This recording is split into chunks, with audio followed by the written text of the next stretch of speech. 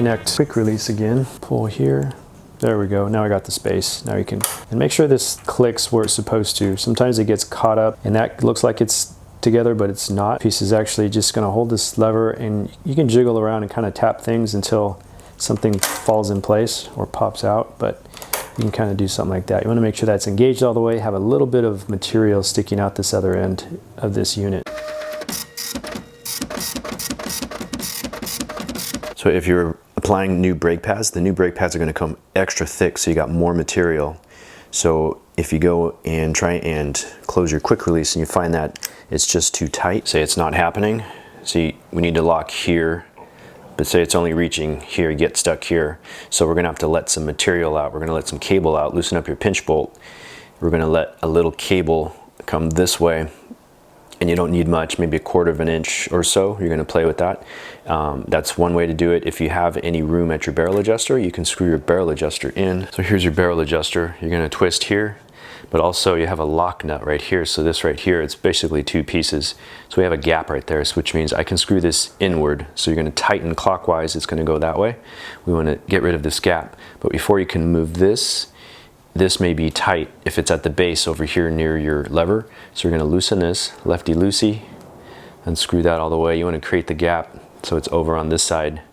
So this gap right where my fingernail is, now you can screw the whole barrel adjuster in, and you can take this all the way in. And this is usually where I like it, because now you can go back and reset it at the cable, but this will also create some space. This will open up, give you more material so you can get your quick release connected if you have brand new brake pad material. But this is also the place where I like to leave it if I am doing a tune-up or making an adjustment, you know, working with the cable and the pinch bolt, screwing this all the way in. It's going to give the rider plenty of room to unscrew. So anytime you're unloosening, like you're taking a screw out of a wall or going counterclockwise, as I do that, it's pulling on the cable, which means the brake shoes are now coming closer to the brake, to the sidewall braking surface of the rim, which means your lever is going to feel good when you go to squeeze it. So either you're doing this before you do your shoes, actually, we'll just say this is disconnected here. So now we need some of this material to go that direction. So say there's roughly 2 inches there.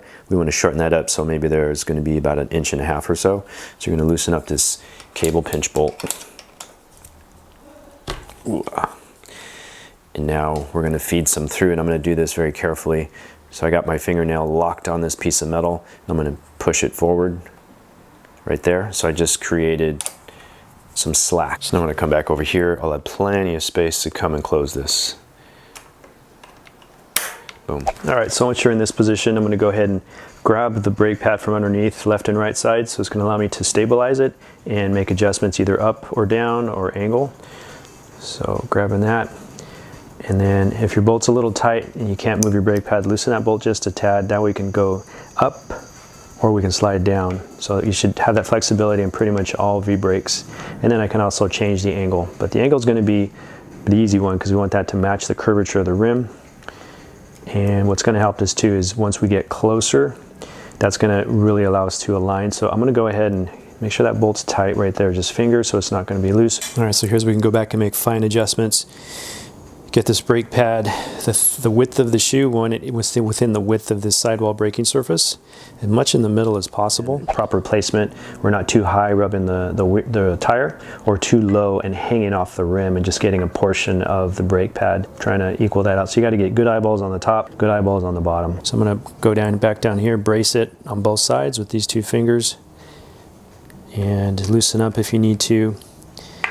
And you can raise it up or down. You might have to kind of crouch down and get eye level, and then when it looks pretty close to being in the middle of that braking surface, I'm going to go ahead and push this arm, and it's going to brace and press this brake shoe against that sidewall braking surface, and then it's going to hold it in place. And I'm using some pressure here, and what it's also doing is flattening out this whole brake pad so it sits flat on the surface. And tighten this gently, otherwise the whole brake shoe will want to turn with your tool. Once it's snug and it's going to hold on its own, I'll come back down here and brace it. So as I'm turning clockwise, I want to apply opposite pressure to the brake pad so it doesn't spin with me, keeping it nice and even. Put some good pressure there, 5-6 Newton meters if you have a torque wrench, and then you can go ahead and test your brake.